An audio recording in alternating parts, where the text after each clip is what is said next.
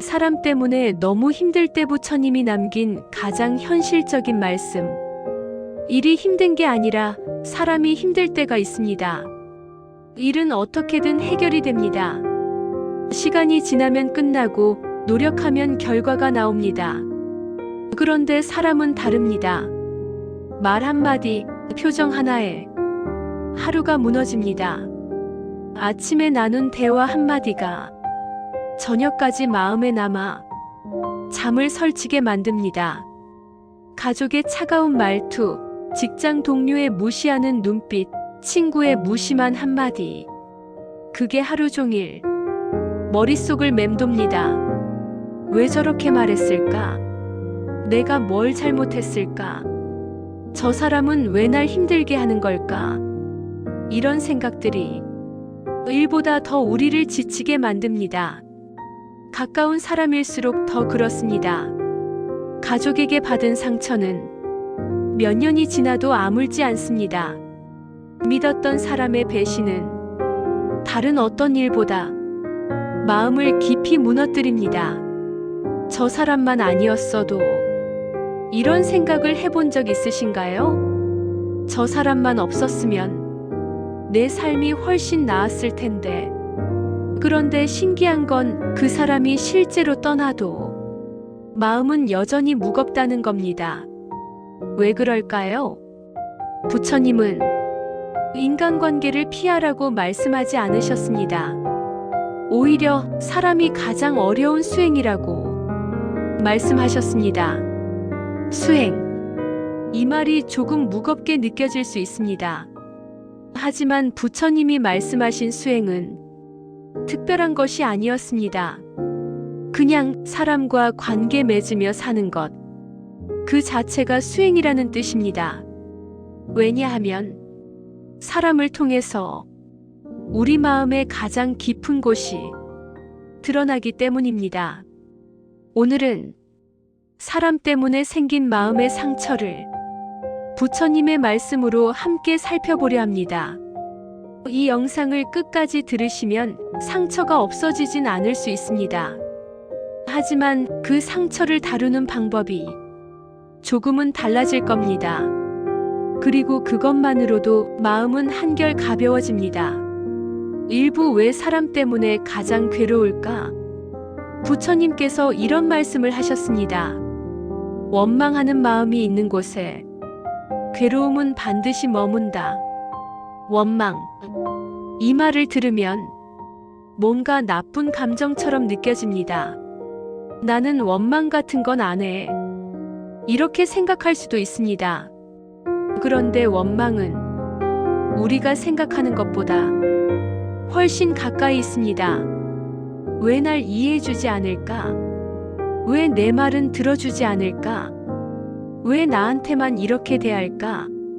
이런 생각들 다 원망입니다. 크게 표현하지 않아도, 화를 내지 않아도 마음속에서 조용히 자라나는 것들입니다. 그런데 왜 사람 때문에 이런 원망이 생길까요? 부처님은 그 이유를 명확히 말씀하셨습니다. 사람은 기대가 생기는 존재이기 때문입니다. 낯선 사람에게는 기대가 없습니다. 길에서 스친 사람이 나를 어떻게 생각하든 별로 상관없습니다. 그런데 가까운 사람은 다릅니다. 가족, 친구, 동료, 이들에게는 자연스럽게 기대가 생깁니다. 이 정도는 이해해주겠지. 이 사람은 나를 알아주겠지. 이만큼 했으면 인정해주겠지. 이 기대가 우리도 모르게 마음속에 자리 잡습니다. 그리고 그 기대가 채워지지 않을 때 괴로움이 시작됩니다. 기대, 실망, 서운함, 분노. 이 흐름이 거의 자동으로 일어납니다. 예를 들어볼까요? 자녀에게 이런 기대를 합니다. 내가 이만큼 키웠는데 이 정도는 알아주겠지. 그런데 자녀는 그걸 당연하게 여깁니다. 전화 한 통 없습니다. 그럼 서운함이 올라옵니다.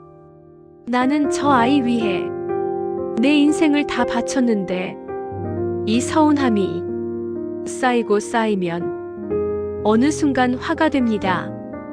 배우자에게도 마찬가지입니다. 이만큼 함께 살았으면 내 마음 정도는 알아주겠지. 그런데 배우자는 전혀 모릅니다. 왜 화났어? 이렇게 물어봅니다. 그럼 더 화가 납니다. 그것도 몰라? 직장에서도 그렇습니다. 내가 이만큼 일했으면 인정해주겠지.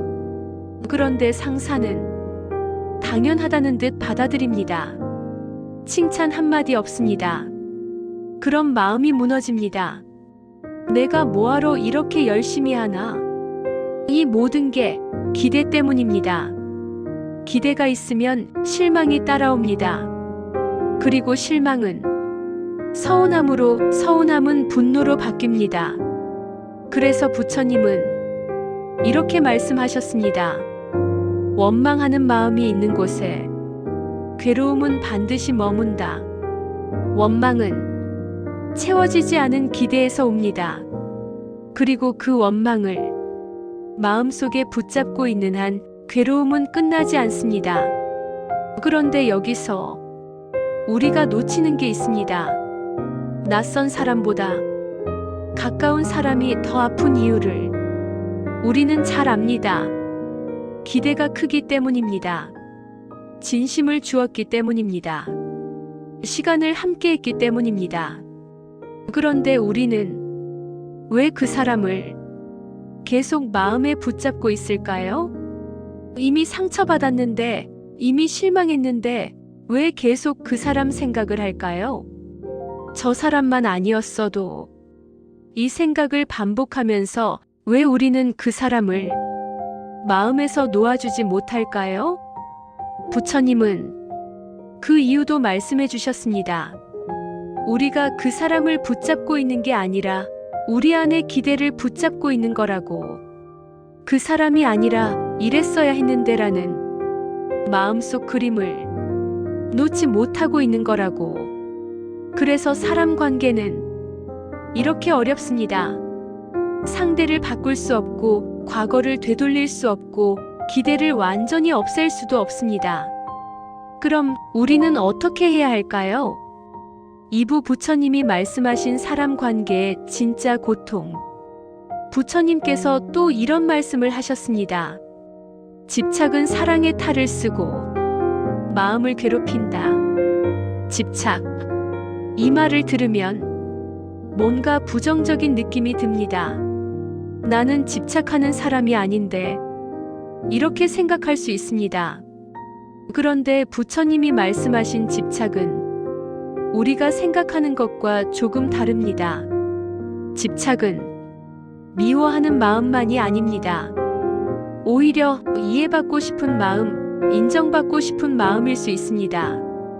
내 마음을 알아줬으면 좋겠어. 내가 이만큼 했으면 인정해줬으면 좋겠어. 나를 소중하게 여겨줬으면 좋겠어. 이런 마음들 다 집착입니다. 나쁜 게 아닙니다. 자연스러운 겁니다. 사람이라면 누구나 가지는 마음입니다. 문제는 이 마음을 상대에게 요구할 때 시작됩니다. 왜 내 마음을 몰라줘? 왜 나를 인정해주지 않아? 왜 나를 소중하게 여기지 않아?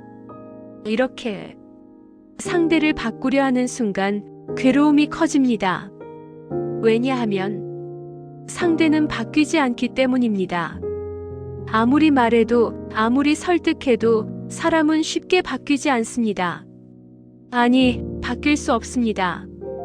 그 사람도 그 사람 나름의 이유가 있고 그 사람 나름의 사정이 있습니다. 그 사람의 입장에서는 그게 최선일 수 있습니다. 그런데 우리는 그걸 이해하지 못합니다. 어떻게 그럴 수 있어? 상식적으로 말이 돼? 이렇게 생각합니다. 그리고 상대를 바꾸려 애씁니다. 말로, 행동으로, 때로는 침묵으로. 이렇게라도 하면 저 사람이 알아차리겠지. 그런데 상대는 여전히 안 바뀝니다. 그럼 우리는 더 괴로워집니다. 내가 뭘 더 해야 하는 거야? 이 괴로움이 관계를 더 힘들게 만듭니다.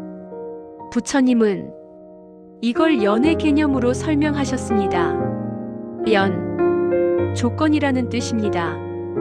모든 관계는 조건에 따라 만나고 조건에 따라 스쳐갑니다. 가족도, 친구도, 연인도 다 조건 따라 만난 사람들입니다. 인연이라고 하죠. 그런데 우리는 그 인연이 영원하길 바랍니다. 가족이니까 당연히 이래야지. 친구니까 당연히 저래야지.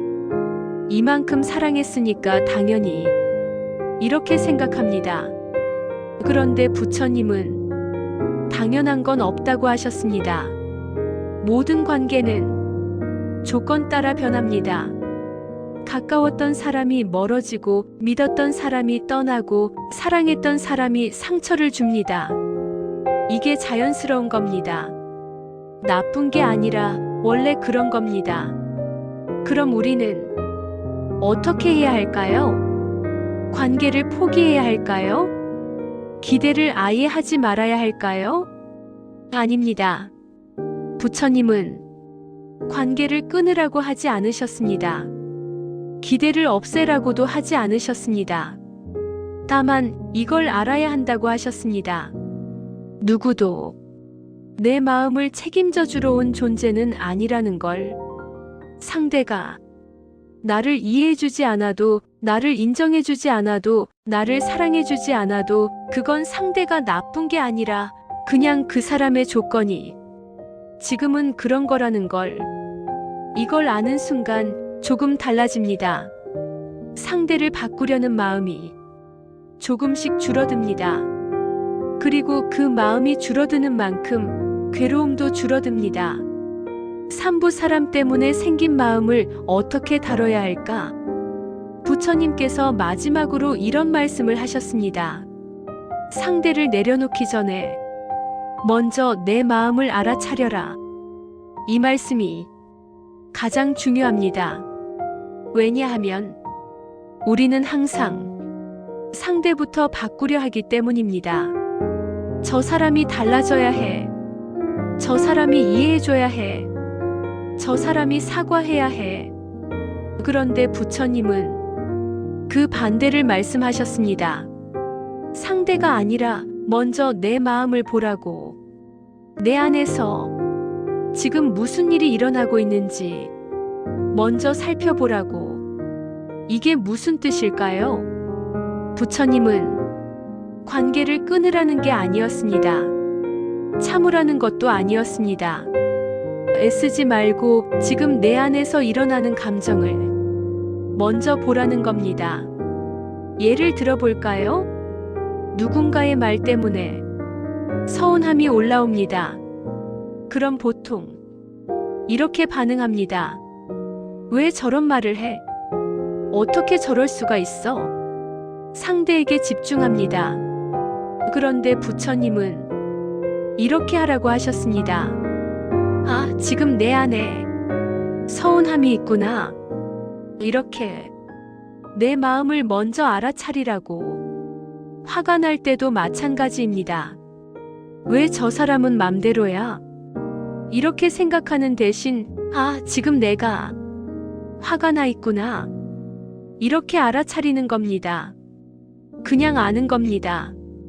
판단하지 않고, 없애려 하지 않고, 그냥 지금 이런 마음이 있구나 하고 알아차리는 겁니다.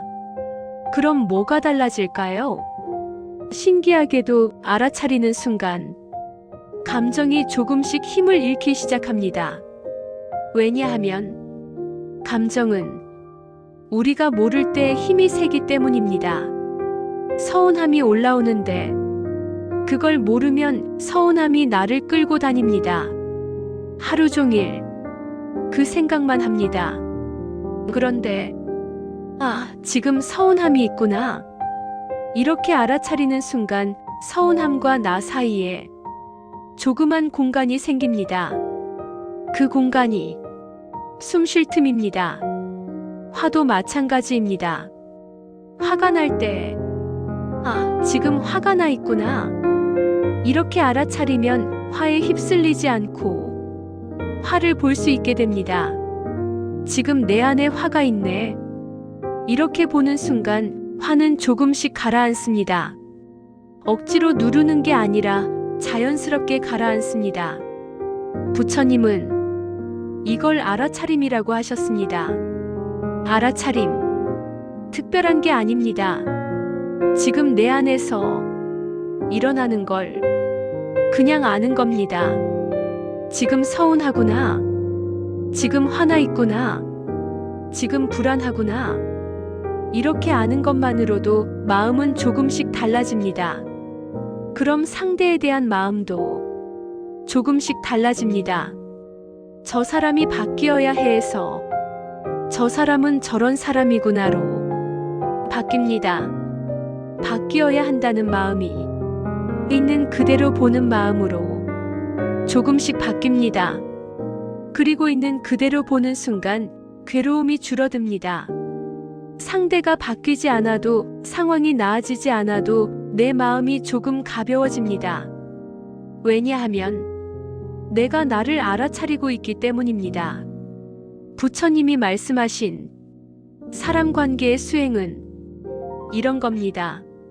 상대를 바꾸는 게 아니라 내 마음을 아는 것, 그리고 그 알 속에서 자연스럽게 놓아지는 것. 애쓰지 않아도 시간이 지나면서 마음은 조금씩 편해집니다. 마무리.